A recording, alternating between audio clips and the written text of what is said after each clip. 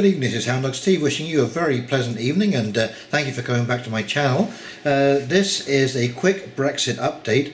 There's not really much to say on the ground, because MPs are doing, of course, what MPs do during elections, which is door knock and get out there and campaign and do some stumping and so on and so forth. But it is interesting to see some of the trends in the polling as we stand, and this is from Miss Shedlock. And Mish there is an incredible researcher. His work is absolutely sound, and he really does cover just about all the bases. And it's interesting actually to see the variance, between different polling companies and so on and so forth. But there has been a difference of between 4 and 17% between pollsters, and so it's not always the thing to do to watch pollsters exactly, but following the trend. Where are these lines going? And of course the Conservatives are just absolutely zooming ahead. They are well ahead of the Labour Party and the Lib Dems, but Brexit is doing the Brexit Party is doing very, very well. But what we have to remember here, and it's kind of interesting because there is one poll there about if there was another referendum to be held should Jeremy Corbyn be elected as Prime Minister, that the Remainers would win that vote. But when you look at the number of people who would rather leave without a deal and not have Corbyn as their Prime Minister, and the very fact that the Conservatives are leading in the polls and the trend line is upward for the Conservatives, I think that would be highly unlikely. Anyway, several of the people I've been talking to in England have told me that the people who wanted to remain in the last vote were now going to vote for Brexit because so much has come out over the course of the 3 years as to how the EU really behaves when it's dealing with negotiations and so on and so forth. It has really tipped its hand. This has been going on before. That there's been many treaties that have had to be re-voted on because the wrong decision was made first time around. But I don't think there's been anything quite as in your face as the way the Europeans, the EU, have negotiated over Brexit. They've taken an absolute hard line. This is almost like the Treaty of Versailles. A complete capitulation on the part of Britain to satisfy the EU in Brussels. Are you kidding me? Anyway, let's go and take a look at these polls, and I'll read you this letter. It's not very long, and then we'll come back and I'll do a quick wrap up. Okie dokie, here we go. Zero Hedge. Don't watch these latest UK polls, instead watch the trends. And this is authored by Mike Shedlock. And here we see the UK general election polls, and you can see these are all of the different pollsters, but look at the difference. 11, 15%, 8%, 14, 17%, 13, 15, 14%, 3%, 6%, 13%. This is the lead, by the way. But you can clearly see that the Conservatives are out in front and the Labour are trailing quite a bit. It is easy to see that Boris Johnson and the Tories have a lead, but is it 4% or 17%? Is YouGov right or Opinion? What about Survation? This is not the right way of looking at things. You can go mad watching the results seemingly jump all over the place. Some of these pollsters are going to be way off the mark. Theresa May was supposed to win in a blowout, but she barely hung on. Missing the picture. In regards to Theresa May, nearly what everyone missed was the trend heading into election day. Whilst most of the polls had the Tories winning, the trends were decidedly moving towards Labour in the last couple of weeks before the election. That was a very ominous sign for the Tory party. Had the election been a week later, she may have lost. Had the election been a week earlier, she may not have needed the DUP to survive. Trends. What are trends? There seems to be a lot of give and take if you aimlessly follow the latest polls. However, the trends are very clear if you plot by pollster. And you can see in this plot here that the trend lines are all increasing. Even the flattest line, this blue line, even it is on an upward trend, just not as fast as some of the others. So you can definitely see that the trends for the Tory party is upward. And the data for the charts is from Wikipedia. The range of the most recent Tory polls is 34 to 41%. All 6 of the pollsters have the Tory party gradually and consistently gaining strength. Well, let's look at the Labour Party poll trends. Okay, and you can clearly see a different picture. They're obviously lower in the percentage, but these lines are flat or declining, and there's only 2 showing a little rise. The range for 6 most recent Labour polls is 21 to 29%.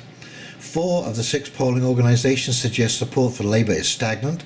The other 2 say support for Labour is rising, but not as steeply as the support for the Tories. Comres shows a rising trend for Labour, but it is from October 10th and thus very stale. One bad print from Comres will have 5 of 6 stagnant trends for Labour. Clustering. The 6 most recent polls for Labour average 24.17%. The 6 most recent polls for Tories average 37.17%. That's an average lead of 13%, easy enough for a Tory landslide. Leave or remain. Now this is the analysis of the results of polls measuring support for remaining or leaving the EU dating back to 2016. And so in 2016 it was 50-50, and then early 2017 51% wanted to leave, over 49, and then it reversed from 51 to 49, and then early 2018 52 to 48, late 2018 53 to 47, early 2019 54 to 46, and late 2019 53 to 47. The YouGov poll trends say people support Remain. But check out another YouGov poll. No deal, no Corbyn. Would Britons rather have no deal and no Corbyn? If you had to choose, would you rather have, in percentages, A. Britain leave the EU without a Brexit deal, but Jeremy Corbyn does not become Prime Minister, or Jeremy Corbyn becomes Prime Minister and holds a second referendum on EU membership, including an option to remain in the EU? Obviously the Remainers are going to be majority want to stay, and the Leave voters want to leave, because Conservative, you would imagine, will be high. Brexit and the Liberal Democrats and the Labour are low, but in the general population, you see 48% would rather leave the EU without a Brexit deal and not have Jeremy Corbyn as the Prime Minister. And by a margin of 48 to 35%, Britons would rather have no deal and no Corbyn than Corbyn. That poll is from August 17, 2019, and might easily be more skewed against Corbyn today. My trend charts support that determination. And this is pollster variation, polls in September 2019, and you can see that the Conservative vote share is just absolutely off the charts, look. And a large Conservative majority is certainly within reach, and a Labour majority is out there in left field on the horizon. A regular month-end poll of polls shows an average Conservative lead of 7% over Labour. This is just enough for a small majority in the House of Commons, which is the headline prediction above. Electoral calculus, October the 30th. And again, you can see Conservatives 43%, Labour 41%, but the predicted seats, oh my God, 363 over 186. That is a majority, a strong majority for the Conservatives. It's interesting here, the Brexit Party are slated, even though they're going to get 11% of the votes, no seats, no predicted seats. Anyway, we will see what will happen on that one. This is a stunning victory for Johnson, even without a Brexit Party alliance. National polls, it's important not to over-emphasise support for Remain. This is not a national election. London would overwhelmingly vote Remain, but London business leaders certainly do not want Corbyn. National polls don't count in a first-past-the-post regional voting system. This is what Hillary Clinton found out in spades. These Brexit trends can change at any time, but there is no particular reason to believe they will. Like it or not, voters are getting more comfortable with Johnson, and Johnson has business on his side. And hats off to Boris Johnson. He has stuck in there like any good politician. He has kept his calm, his demeanour, and he's been civil but firm. And to be quite honest, I am getting to like Boris Johnson. So on December the 12th we will be having a second referendum, and that referendum will be at the polling station.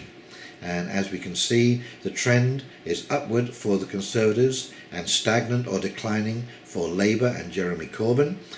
Jeremy Corbyn will be a terrible leader. He is so wishy-washy.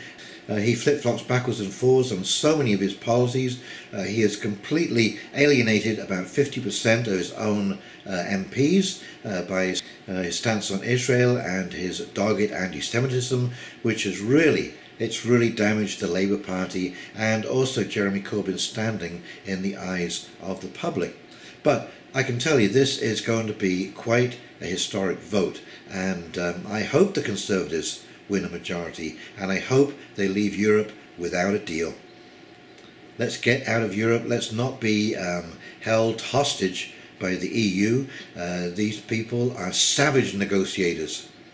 Okay, they're awful, and we need to do any negotiating that we do with the EU from a position of power, and that is separate and independent and sovereign. And there's nothing wrong with that. And the reason the EU is so scared is that Britain is going to be a success.